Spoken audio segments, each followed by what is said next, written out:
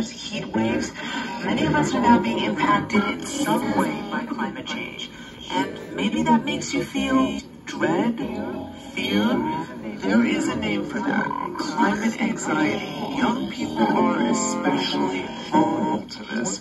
A forthcoming global study looked at 10,000 young people's attitudes towards climate change, and one of the authors is Caroline Hickman. She specializes in climate psychology at the University of Bath, and she's here to tell us more about what they found. Hello.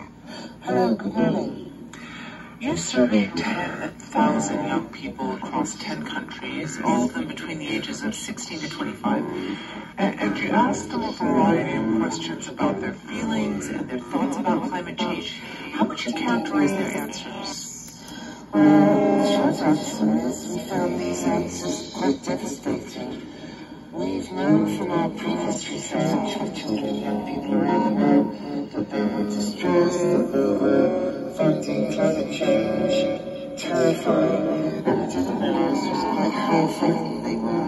We didn't realise the depth of the feeling, and we didn't realise how that was impacting on their thinking and their daily functioning. Yeah, I mean, did it vary country by country, and what were those numbers? Yes, there is some variation country by country, and not surprising, countries like India, Nigeria, the Philippines are reporting a much greater impact on their trust in governments and adults to be taking action, and much higher levels of distress. But to be honest, the levels of distress across a lot of the countries were worrying. I mean, across the results we found things like 2/3 overall were feeling sad, afraid, anxious, and half of young people were telling us they were feeling angry, powerless, helpless, guilty, and ashamed. This was not a small percentage of children and young people. 8 out of 10 were telling us people have failed to take care of the planet. 8 out of 10 were saying the future is frightening. And then some of the worst findings, over half were telling us that they thought humanity is doomed, and 4 out of 10 felt reluctant to have children themselves because of their fears about climate change. And you mentioned that they said that their feelings about climate change negatively affect their daily lives. Did they explain how? Yes, they did. They said it has a negative impact on eating, sleeping, going to school, studying, working, and playing and having fun. I'm afraid there was no area of their life that they said wasn't affected.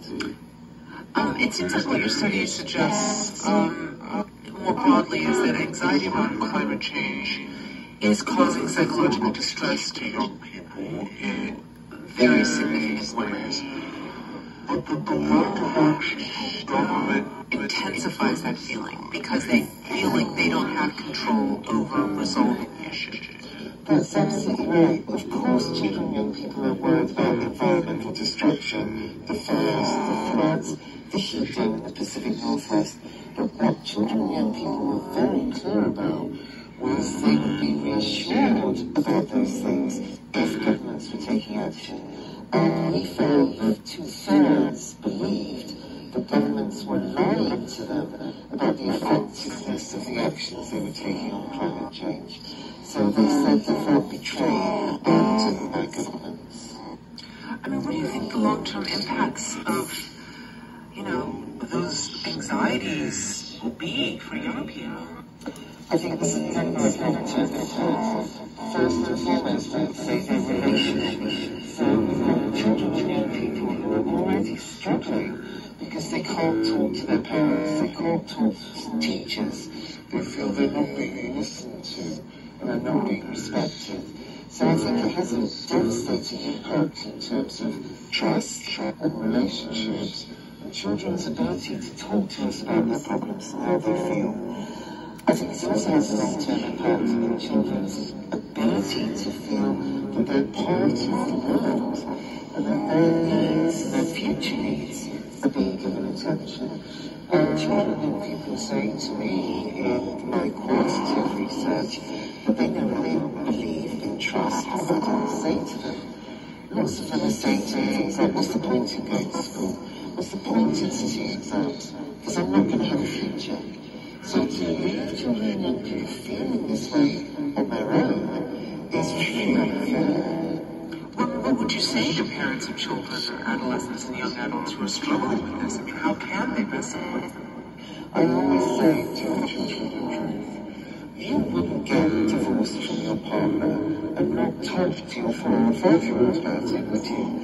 So it's the same thing. We have to talk to children about these frightening things that are going on in the world. But we have to find ways to do that helps them understand what's going on and not feel alone. Of course, Sophia is a young child in the street. I said to her, how do we talk to children about this with her friend? Because she's a kid.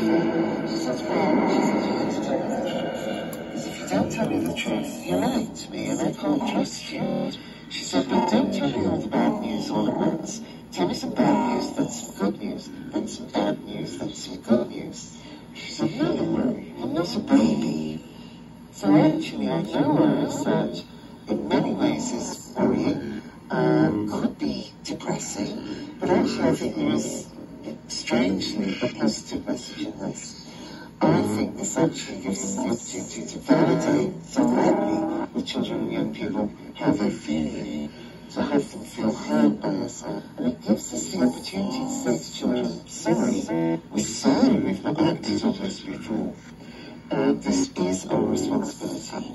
And then what is called the message back to governments.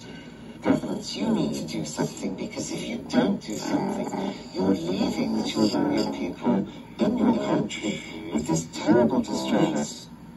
That's Caroline Hickman, a lecturer at the University of Bath, social work and climate psychology. Thank you very much. Thank you.